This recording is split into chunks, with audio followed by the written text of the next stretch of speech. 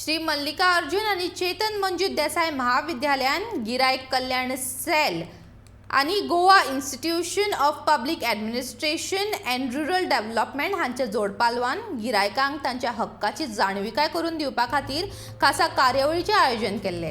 गोवा कॅनाचो निमंत्रक रॉलंड मार्टिन्सान ह्या कार्यावळींत उलोवप केले। रॉलंड मार्टिन्सान गिरायकांक तांचे हक्क सांगले।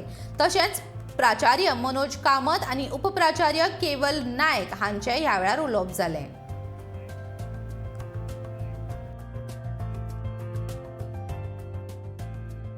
If you are using goods and services, right now we are not in the court of law.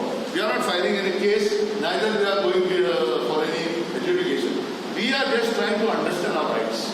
So my right as a consumer is protected because I am using goods and services. And whenever even I get a birthday present, please remember, it is that present which I use.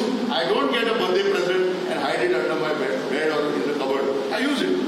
Okay, so in this regard, many times the awareness of the mobile phone has been lost because you have not purchased it.